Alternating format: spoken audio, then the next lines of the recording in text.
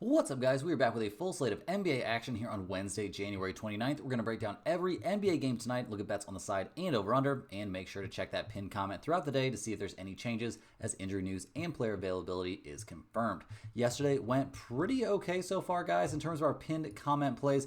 We've got 2 wins and 1 loss and 1 game still going on. We've got Portland plus 6.5. They're still very early on in that game against Milwaukee, so we'll see what happens down the stretch in that one. But we did hit the under in that St. John's Georgetown game, under 139.5, good as gold. We also hit Louisville minus 7.5. That was an easy winner. Unfortunately, guys, took a bad beat there on Miami of Ohio. We had them minus 9.5. They eventually end up winning that game by 9 points. So the hook got us on that one. So hopefully Portland can come through. We'll end up with a 3 in one day. That would be pretty nice. Do me a big favor, guys. Hit that thumbs up button if you want to win all of your bets today. It's good luck. It shows support for the channel and all the hard work I'm putting in every single day. Also, guys, subscribe to the channel so you don't miss out on our daily content. You can now also sign up for a channel membership by clicking the little join button right below the video. Members get exclusive early access to all of my videos and get their names up on screen just like right now. I really appreciate the support from all of you. Seeing that badge next to your comments keeps me fired up and motivated to make this channel even bigger and better. Guys, all of our videos are sponsored by StompTheSpread.com. We have a team of experienced cappers over there for every major sport, currently covering NFL, NBA, NCAA basketball, UFC, and the NHL. Click the link in the description to head over to StompTheSpread.com. If you aren't sure if a premium package is right for you right now, just try us out by signing up for our free email list. That'll get you updates on our results and free picks straight to your inbox. Comment below with any bets you're looking today, and we'll give you our best advice on all of them. We are committed to responding to every single comment every day, so let us know anything you want to say about my picks, these videos, or anything you see here. As always, our favorite picks will be in the pinned comment down below. Now let's get into our first game of the day, guys. We've got the Brooklyn Nets going on the road to take on the Charlotte Hornets. The Nets come into this game riding a pretty lengthy 7-game now losing streak. Not having a great time out there. They just lost to the Kings by 14, and that game took place in the Barclays Center, so now they've got to go on the road here to take on the Hornets, and things just have not been playing out great for this team. I mean, obviously they're tanking things out. They're holding guys, like Cameron Johnson out recently. We do see Ben Simmons is going to actually play here. D'Angelo Russell should be playing, so they're looking relatively healthy. I mean, Clowney out for this game, and we'll check and just make sure they're keeping Cameron Johnson out. Yeah, apparently... Yeah, he's definitely going to miss this game. He's still going to be reevaluated for that ankle. They're going to be very cautious with him. He's one of the most valuable trade assets in the NBA right now, or at least that's what it's feeling like to me. So we'll see what they do with him down the stretch. I would love to see him on a contender instead of here, just wasting his time for the Brooklyn Nets. So we'll see how things go there as they head on the road to take on the Charlotte Hornets, who are now 12-31 on the season. They're fresh off a pretty competitive 112-107 loss there against the Lakers. Obviously, things didn't go their way down the stretch. Miles Bridges having a very, very good game. LaMelo Ball, guys, leaving that game early with an injury, only playing 9 points. So obviously not ideal there. Charlotte still keeping things close, though, shooting nearly 40% from the three-point line, which is nice, but they got dominated on the boards. And shocker of the century, guys, they had 0 answer there for Anthony Davis. So Charlotte comes in this game. They look super banged up, guys. LaMelo Ball listed as out. Josh Green out. Mark Williams out as well. And so is Cody Martin. Are all these guys confirmed out? Well, we'll have to see. LaMelo for sure. Josh Green also for sure. He's not going to be in this game. Mark Williams, he is also confirmed out. And we do see Cody Martin, guys. He is confirmed out for this game as well. So far from the full strength Charlotte Hornets right now, guys. They are not going to be at full strength. We're going to see like Nick Smith Jr., Miles Bridges. Yeah, Seth Curry will probably get extra minutes. Josh Okogie. This is not a team that's looking like they're ready to have a great time. All that being said, the odds makers have them favored by 2.5. They're going up against a Brooklyn Nets team that is pretty aggressively trying to lose. We've got a total of 205.5.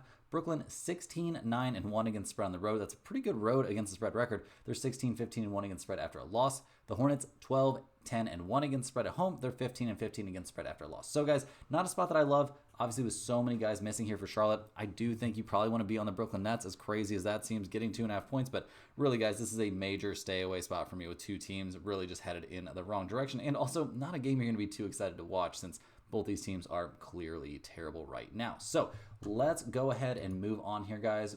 We're going to take a look at the Detroit Pistons going on the road to take on the Indiana Pacers. The Pistons come into this game 23-23 on the season, losers of their last 2 in a row. They actually had one of their worst games in recent memory, and it screwed us over, guys. We were on the Pistons plus 10.5.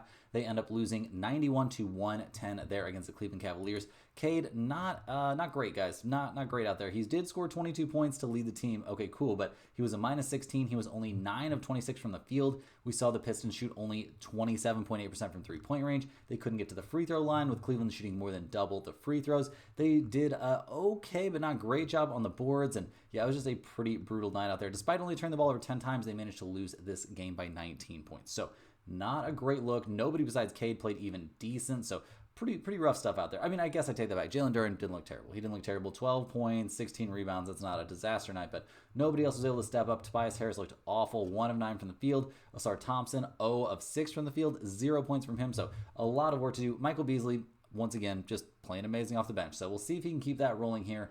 In terms of the injury report for Detroit, they're looking fully healthy for this game, so that's a big plus here as they go on the road to take on these Indiana Pacers, who have been playing a bit better. They just went to Paris for that little Paris thing the NBA had going on. They got blown out in the first game, and then they dismantled the Spurs in the second game. So they're playing okay. They are 3-1 over their last 4 games. They do have a 111-100 win at Detroit during that span, so definitely going to take a closer look at that game, guys. In that one, we saw Miles Turner really dominate out there. He played great, and we saw Siakam also play really well in that game, and yeah, even Halliburton didn't have too hard of a time, a guy that's having a pretty down season. The Pacers shot 43% from 3. Detroit shot the ball really poorly from long range and dominated the boards, though, so they had their chances. Cade played pretty well. Tim Hardaway Jr. shot the lights out in that game, so we'll see what they're able to do. Malik Beasley actually had an uncharacteristically terrible game in that one, so we'll see what we get from these two teams in this one. Interesting to see, they have played a game so recently, but the Pacers are coming back here from being in Paris. So things could be a little bit weird for them. Looking at the injury report here from Indiana, they look pretty much fully healthy. Nembhard is on there, though. He's dealing with a back issue. He's questionable for this game. He did play in both of those games, against the Spurs. So I think there's a decent chance he ends up playing, but we're not 100% sure on that one either way. Looking at the numbers here, the Pacers 5.5-point favorites. We've got a total of 229.5. Detroit 15-9-1 against spread on the road this season. They're 14-8 against spread after a loss, so a pretty good team when they're looking to bounce back. The Pacers 9-10-1 against spread at home. 11-13 against the spread after a win. So, guys, I think this is a spot we want to be on the Pistons. I don't know if we're going to be huge on the Pistons here. It's not a very big number, and obviously we have that recent history there, but Detroit is in such a huge bounce-back spot after absolutely laying an egg there against Cleveland. I think they bounce back here and give the Indiana Pacers a hell of a close game. Also, we don't necessarily expect Indiana to shoot the lights out against this team twice in a row, so give me Detroit on the road in this one. It's a small lean, and I'd say it's got an outside chance to end up in the pinned comment. Next up, guys, we're looking at the Toronto Raptors going on the road to take on the Washington Wizards. Toronto comes in this game 14-32 on the season, but they've won their last 4 in a row, and they've actually won 6 out of their last 7. Things have been kind of turning around. They got to play the injury-decimated Atlanta Hawks a couple times in there, so that definitely helps, but they've got that win over the Celtics, a win over the Warriors, albeit the Warriors look pretty terrible right now, but Toronto definitely playing a lot better. In their last game, they got a nice 113-104 win there over the New Orleans Pelicans. Despite giving up 31 points to Zion, we saw very balanced scoring across the board. Scotty Barnes played well. Jakob Poeltl played well. Double-digit score from R.J. Barrett and Grady Dick. We also saw Chris Boucher and Bruce Brown scoring double figures off the bench. So a lot of positives, and they won that game despite not shooting the ball very well from 3. They dominated the boards. Just a lot of positives right now for Toronto. So we'll see if they can keep that going. It's definitely not a lock because this is a team that's been, kind of trying to lose this season, but it kind of feels like they're not trying to lose anymore now that they're healthy. We just see quickly, he's been ruled out for this game against Washington. He will not be out there. But other than that, they're looking very healthy as they go to Washington to take on the Wizards, who are the best tanking team in town. They are 6-39 on the year. They're coming off a 130-108 blowout loss there at the Dallas Mavericks. Now they're back home. Will that help them? I don't know, guys. Kind of doesn't seem like it to me. This team is just tanking it out as hard as they possibly can. They gave up 7 threes in the first quarter against Klay Thompson. A couple of those were contested, but a lot of those were not very contested. Washington, no big shocker here. Not a team that's playing with a ton of effort right now. They're relatively healthy. Brogdon's still out. Alex Sarr, guys, he's on the injury list. He's questionable with a left ankle sprain, so I doubt very much that they're going to be rushing him back for this game, so we'll see if he's out there, but I kind of expect him to just sit this one out as they continue to try and tank. Looking at the numbers here, we see the Wizards getting 6.5 points at home. We've got a total of 231. Toronto 11-11 against the spread. They're actually 8-5 against the spread after a win. So a team that's played pretty well, coming off of wins. Washington only 10-12 against the spread at home. They're 21-2 against the spread after a loss. Guys, this is a spot. We're taking another road team here. I like Toronto -6.5 to get the win and cover here. I think their team is actually trying to win. I don't think that's really the case here for the Washington Wizards. So give me Toronto on the road as a small lean. Once again, I don't know if I trust this team enough to put this in the pinned comment, but I would say it's got a chance. Next on the docket, guys, we're looking at the Chicago Bulls going on the road to take on the Boston Celtics. The Bulls 20-27 on the year. They are coming off of a nice 120-121 win there against the Denver Nuggets, though, so they'll definitely take that. A nice night from Zach LaVine. Very efficient out there. Only 6 of 13 from the field, so not taking a ton of shots, but he was 5 of 10 from 3, ended up with 21 points. We saw great performances from pretty much everybody in the starting lineup there for Chicago as they, start to really, kind of try and put themselves on the radar for better positions on different teams. I would assume here as the trade deadline approaches, they're listening to trade requests for pretty much everybody, it sounds like. And yeah, everybody showed out for that game against Denver. Very, very good stuff. LaVine played well. Alonzo Ball played really well. 18 points from him. Great to see him out there playing well, and even some good stuff coming from the Bulls on the bench. So loving what we're seeing right now from Chicago, at least in that last game, but it has not been smooth sailing overall. They've not had a great time. They lost 2 out of their last 3 and really went a pretty rough stretch there for a bit. So we'll see what they can get done in this one. They're not going to be fully healthy. We see Kobe White, guys, and Zach LaVine both on the injury report. Kobe White questionable with that ankle issue, and it seems like it's leaning more towards him being likely out for this game. It sounds like he could be, one of these games on this road trip. So if he, there's a chance he plays in this game. There's a chance, but it definitely doesn't seem like a lock. Zach LaVine will be out for a few games for a personal reason, guys. I'm not 100% sure what that means. He's going to be missing this entire 3-game road trip. So yeah, it's apparently, the birth of a child. Yeah, he's having a kid. So all right, good for him. Congratulations to him as somebody who just had a kid. Yeah, go ahead and miss that time, guy, because you're going to need to be there. So we'll see what the Bulls look like without LaVine here as they go on the road to take on the Celtics, who are 32-15 this season. They are fresh off of a loss, guys. They lost 114-112 in a very, very close game there against the Rockets. Boston kind of feels like they are sleepwalking through the regular season. That's a term that I've heard thrown around quite a bit. They're getting up tons of threes, and when they go in, they win. When they don't go in, they lose, and they seem kind of fine with that. They're, I would assume the idea is they'll just flip the switch once the games really start to matter to them.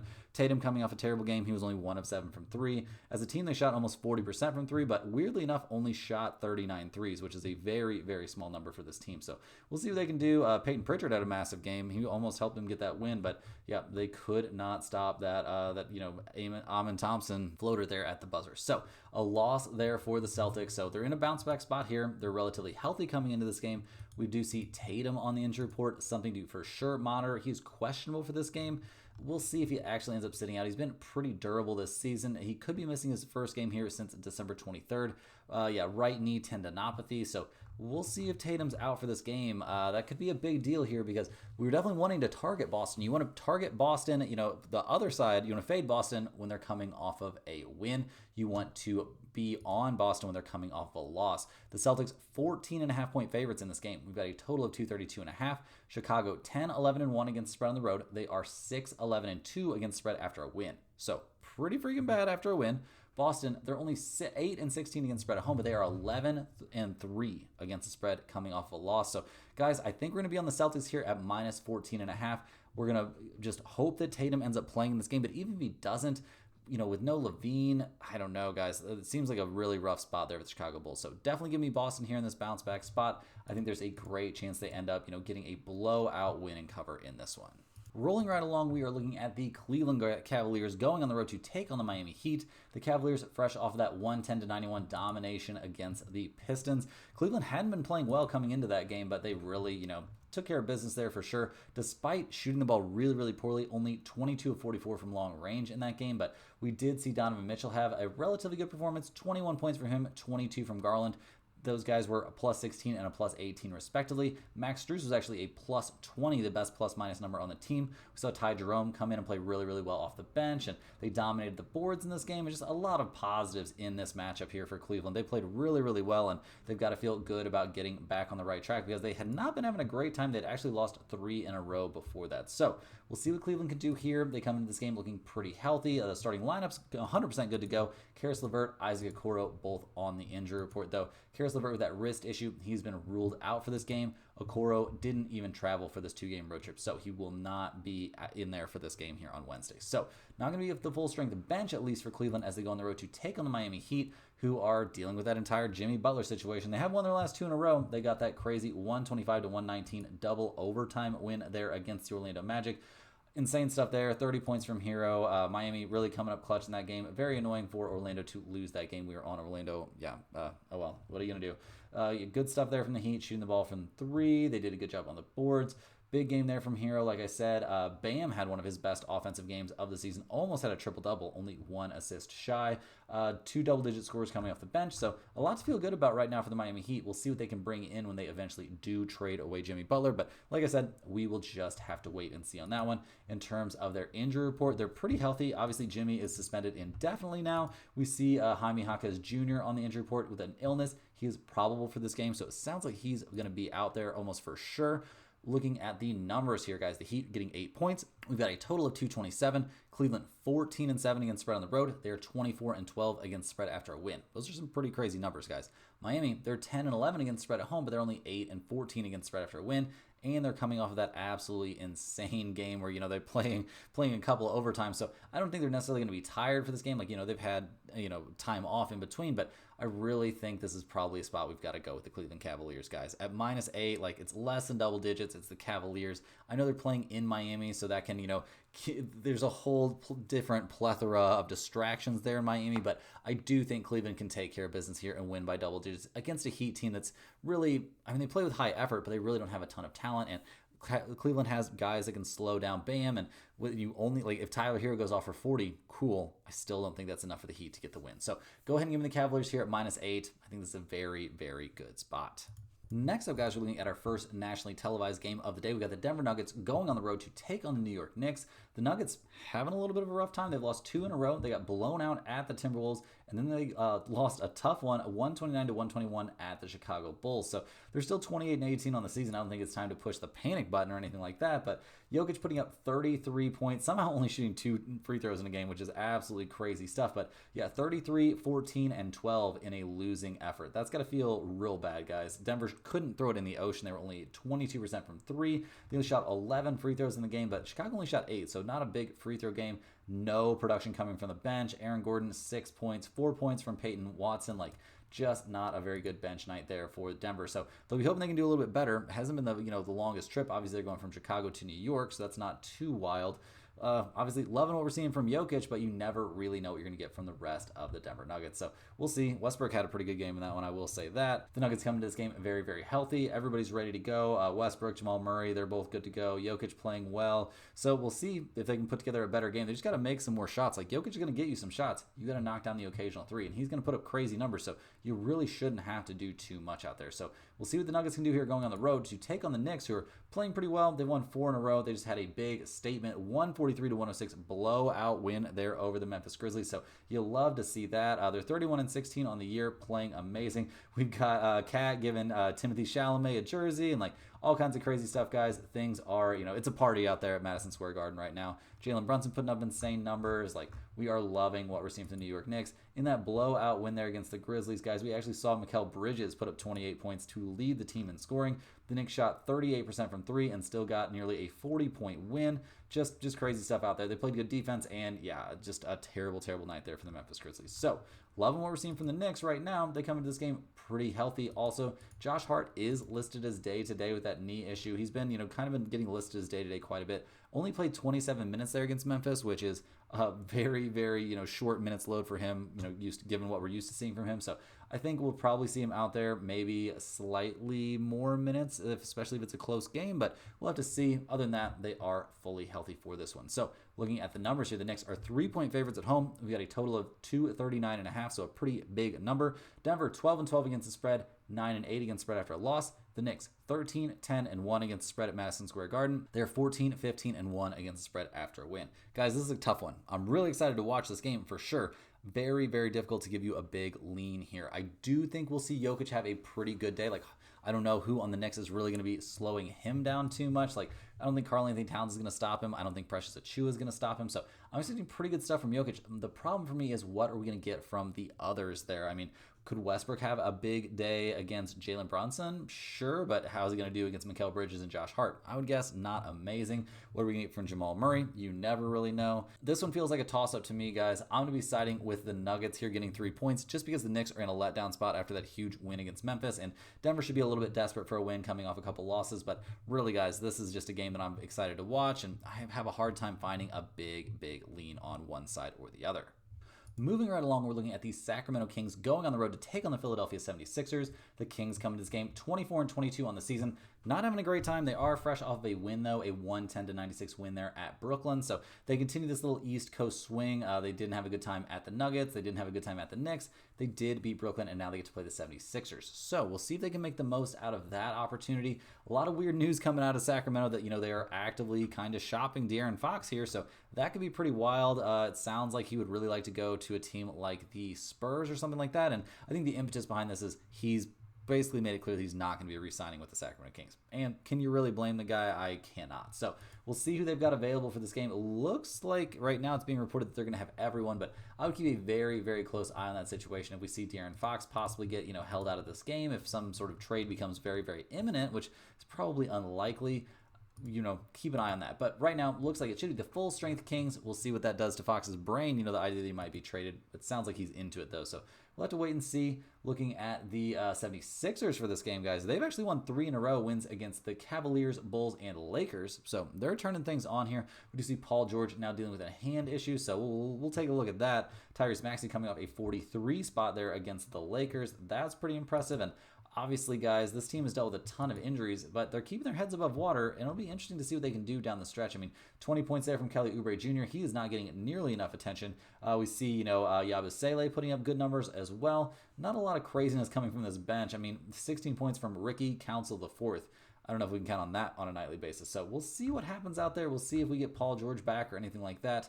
Right now, the injury report looking pretty crowded. Paul George, Caleb Martin, Joel Embiid, pretty much the regular characters on there. We also see Andre Drummond on there, so this team could really be short on, big men for this game, which, how big of a deal is that against the Kings? Well, they got some bonus guys, so I'd say a pretty freaking big deal. Paul George just underwent that MRI. He has an extender tendon injury on his left 5th finger. So we'll see what happens with that, guys. Apparently, it's something he could maybe play through with a splint on his finger or something like that, but yeah, we'll see. It's his left hand. That got to help a little bit. So we'll have to see. Very unsure what Paul George's situation is going to be for this game. Caleb Martin, he will not be available, or at least was not available for that game against the Lakers. So it seems like his availability is a little bit up in the air. Apparently, we will not be seeing Joel Embiid. That's the important one in this spot. So, looking at the numbers here, the 76ers are getting 7 points in this game. We've got a total of 225. The Kings, 9-11-1 against spread on the road, 9-12-2 against spread after a win. The 76ers, 6-14-1 against spread at home. They're 3-4 against spread on no rest, which, like I was saying, guys, they are coming off of that game last night. So, we'll see. They got the win, so they've got to be pretty stoked about that, but not a whole lot of clarity on, 100% who's going to be available here since they just played last night. And, they're not a great team on no rest this season. They're also 7-9-1 against spread after a win. So, do I really want to take the Kings here getting 7 points? That seems a little bit sketchy, but the reason I am going to be taking the Sacramento Kings here is, first of all, I don't think Fox is that upset about the trade situation. He's the one that's open to being traded and the one saying he's not going to be re-signing. So, I don't think he's going to be too in his head about anything. Also, guys, and more importantly, probably, I think Sabonis is in for a monster game here against 76ers team that's not going to have anybody to really line up against him, given the whole, injury situation for them, not having either of their 2 starting center options, or not their, their first or second string center options. So, give me the Sacramento Kings here at -7. Not a play that's going in the pinned comment, but I could see my way being talked into it just because of that Sabonis, no one to defend him situation. Next on the docket, we're looking at the Dallas Mavericks going on the road to take on the New Orleans Pelicans. The Mavericks come in this game 25-22 on the season. They are slogging their way through the Luka being out situation, but they've won 2 out of their last 3. That shocking win there at the Thunder, a loss against the Celtics, kind of an obvious spot, and then a nice 130-108 blowout there against the Washington Wizards. We saw Clay go nuts in that game, so that was a nice sign. And generally speaking, Dallas doing a good job keeping their heads above water right now. We see Najee Marshall. He's probably going to be out for this game. Dante Exum on the injury report. Dwight Powell as well. So not a well team necessarily. Najee Marshall, he's technically questionable with an illness, so there's a chance he can be back. Dante Exum dealing with that wrist issue. He's doubtful for this game, so probably not going to see him.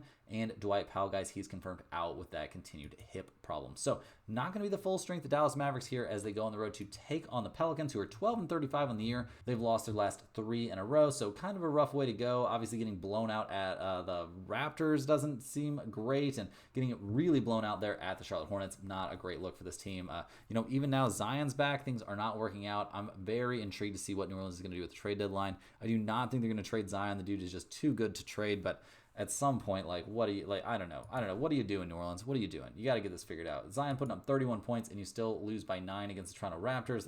That feels pretty freaking bad. I mean, McCollum, a pretty mediocre day, not very efficient shooting the ball. Dejounte Murray looking like a mess. Trae Young, not his best game either. As a team, New Orleans shot only 21.4% from 3 in that game. So that cannot feel good. They do come into this game relatively healthy, though. Pretty much everybody ready to go, and they are in a bounce-back spot. Dejounte Murray with that finger issue is probable for this game. So if your finger's hurt, dog, maybe we stop taking so many jump shots. But other than that, I'm liking kind of what I'm seeing from the Pelicans in, a big bounce-back spot here. McCollum should shoot the ball better. Zion is apparently going to be good to go for this game, and he's playing really, really well when he's out there. He's playing limited minutes, and he's still scoring a ton. I mean, he had 31 points in 27 minutes. He shot 72% from the field. Dude's not shooting any threes or anything like that. He's just going to the hole and making it happen. And he can make it happen, guys. No doubt about it. So looking at the numbers for this one, the Pelicans getting 3 points. We've got a total of 230.5. Dallas, 10-12-1 against spread on the road. They are 10-14 against spread after a win. The Pelicans actually 12-12 against spread at home. They're 13-21 against spread after a loss. But obviously all those numbers come without Zion in there basically. So guys, this doesn't feel incredible, but I'm definitely leaning here towards the Pelicans getting 3 points at home. We see Dallas coming off of a very easy win, so they're in a letdown spot, and I think the Pelicans are a pretty desperate team that's actually trying to win still for some reason, so give me the Pelicans getting 3 points at their home arena. Rounding into the home stretch here, guys, we're looking at the LA Clippers going on the road to take on the San Antonio Spurs. The Clippers come into this game 26-20 on the season. They're fresh off of a 111-109 loss there at the Phoenix Suns, a game they made very, very close there in the fourth quarter, but couldn't quite get over the top. It was just really a case of the Clippers coming out pretty flat in this game. They were really bad there in the first half, turned things around in the second half and gave themselves a chance, but just couldn't get over the finish line there at the end. We saw good stuff from Kawhi. He was only 1 of 5 from 3, but still a +3, scoring 17 points. Derrick Jones Jr. played well. Zubac played really well. Harden played very well also, just not enough down the stretch here and 0 production from the bench. The idea would be that the bench normally plays better at home than they do on the road, but God, guys, they got to play better than they played. A total of 8 bench points for this Clippers team is not going to work. Batum, 12 minutes, 0 points. 34 minutes from Coffee, only 6 points, and he was a -17. Kevin Porter Jr., 14 minutes, 0 points, a -19. So you just got to be better than that. There's no way around it. If they were just a little bit better, all those trends about how terrible the Phoenix Suns are against the spread at home would have came home for us, and we would have got that pick right. So we'll see what they can do in this one going up against the Spurs. The Clippers are healthy coming into this game. Everybody good to go except for Chris Dunn. So there's no injury excuses here for the Clippers as they head to San Antonio to take on the Spurs, who have actually lost 4 out of their last 5. They are fresh back from that trip to Paris, so we'll see what kind of effect that has on them, and especially on Wemby, obviously coming back from his hometown or home country more like. So we'll see. I mean, they're coming off a blowout loss in the second game. They got a blowout win in the first game in Paris, a blowout loss in the second game, getting demolished 136-98. So definitely something of a bounce back spot here, but also something of a weird travel spot, coming back from Paris. They were there for a few days, all that jazz. They're calling it the Paris games, which I think is kind of hilarious. Yeah, that game was back on January 25th. It's now the 28th, so that's not a crazy amount of time to adjust from, flying all the way back from Europe. So looking at the injury report here, everybody's good to go for the Spurs, so that's a positive. Obviously, Wembanyama ready to go, everything like that. Chris Paul, everybody's jazzed up, ready to go. The Spurs are getting 3 points here at home. We've got a total of 224. The Clippers 11-10 against the spread on the road. They're 11-8 against spread after a loss. The Spurs 10-13 against spread at home and 13-9 against spread after a loss. Guys, I'm gonna be riding with the Clippers here at -3. I think the Spurs are gonna be pretty tired after being in Paris, that whole situation. I think it's gonna be a little bit emotionally and physically draining for Wemby, and just exhausting for the rest of the team. That kind of crazy travel spot. So give me the Clippers here at -3. Definitely a chance to end up in the pin comment as we play, a pretty interesting angle here on this, crazy travel situation. Next up, guys, we're looking at the Minnesota Timberwolves going on the road to take on the Phoenix Suns. The Timberwolves come into this game 25-21 on the season. They've won their last 3 in a row, so seems like they're getting things pointed in the right direction. Obviously, a 8-point win against the Hawks isn't amazing, but getting that win against the Mavs and a nice blowout 133-104 win there against the Mavericks, or against the Nuggets, is a very, very good look. In their close-ish win against the Hawks, we saw Anthony Edwards shoot only 6 of 20 from the field and still managed to lead his team in scoring. That probably shouldn't be happening. Julius Randle had 20 points. He was much more efficient out there. The bench didn't look amazing, except for Naz Reid, who played really well. The Timberwolves won this game despite shooting only 30% from 3. They dominated, or no, they didn't dominate the boards. They kept things even on the boards, which is kind of crazy. Just not a great day shooting the ball for either team. A lot of that credit, though, has to go to the Timberwolves defense, which has been pretty good. Definitely have to give them credit there. The Timberwolves have been an inconsistent team, and I think they did make themselves way worse with that Karl-Anthony Towns trade. Also, guys, they're missing Dante DiVincenzo, which certainly makes their starting lineup and especially their second unit much better. So we'll see. In terms of their injury report, they are fully healthy, though, in the starting lineup, and only Rob Dillingham there on the injury report is, super meaningful for me. There's a possibility he plays in this game, so we'll just have to wait and see on that. But right now, we're going to take a look at the Phoenix Suns, who have won 3 in a row and 5 of their last 6 overall. The only loss in there was against the Cavaliers, and that was at Cleveland. Maybe the toughest place to play in the NBA right now, but looking at what they've done recently, that 2-point win there against the Clippers, very, very close. They almost blew it there down the stretch. We see very good games there from Booker and Durant. No shock there. Although Booker, not the most efficient shooting night. He was 5 of 10 from 3, which is great, obviously. And Phoenix shot the lights out from deep, shooting 46.8% from long range. That's not really something they can count on in the long term, though. 18 points off the bench from Grayson Allen. You're not going to see that every day. 9 points from Bradley Beal off the bench. That's got to be like the biggest embarrassment ever. Like, this dude, I don't even know. Like, we shouldn't be surprised to see him be like this, guys. He opted in to stay with the Washington Wizards just for the money, not caring at all that they were just going to be god awful forever. So whatever, Bradley Beal, you want to stay on the bench, you want to turn down trade possibilities, you go for it, you do you. But yeah, getting outscored by Grayson Allen when you played more minutes than him, got to be pretty embarrassing. Got to be embarrassed about something in your life. I would be embarrassed by that. So we'll see what goes on here for the Suns. They come into this game relatively banged up, to be honest. We see Ryan Dunn on the injury report, Kevin Durant on there as well. That's a pretty big deal. Ryan Dunn dealing with that ankle issue. He's questionable for this game. He only played 2 minutes there against the Wizards and came out back on the 25th. So we'll see if he's back for this one. It seems like it's far from a lock. That was not the greatest looking ankle sprain. Kevin Durant with his thumb issue is questionable for this game. He played all 40 minutes there against the Clippers and shot the ball well, but yeah, I don't know, man. A thumb issue can be a pretty big deal. It is his left thumb, so that's, obviously better than it being his shooting hand, but yeah, a little bit concerning here for Kevin Durant. I expect him to play. We'll just have to see how bothered he is by this situation. So, looking at the numbers here, the Suns getting 1.5 points. We've got a total of 217.5.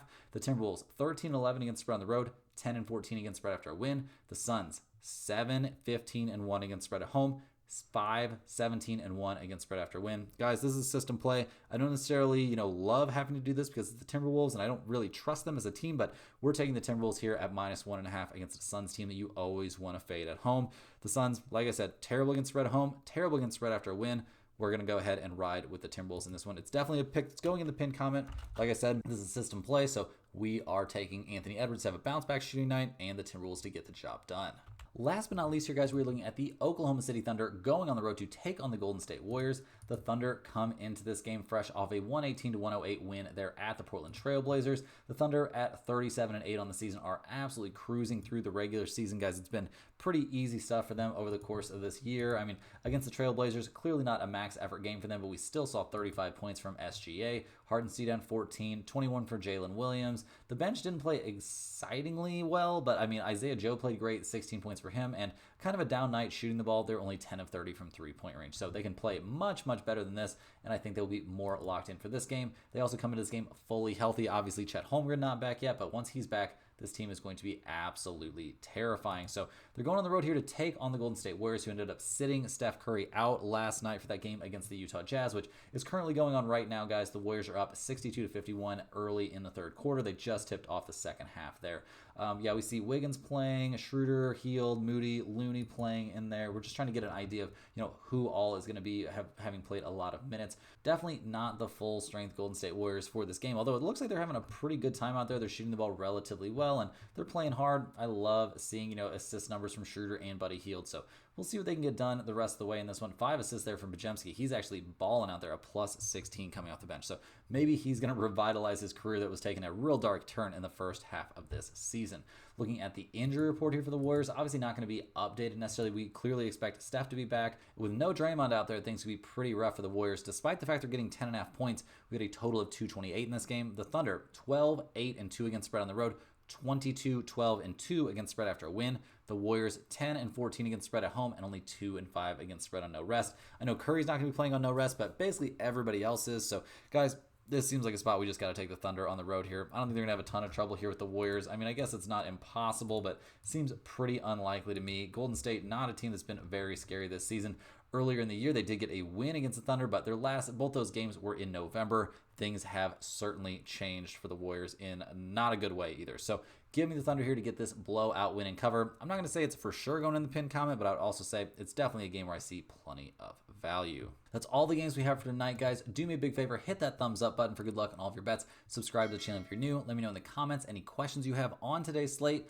Thanks for watching. Click the link in the description to go over to stumpthespread.com, check out our free email list, and check out our premium picks. And we will see you guys tomorrow for more sports betting action.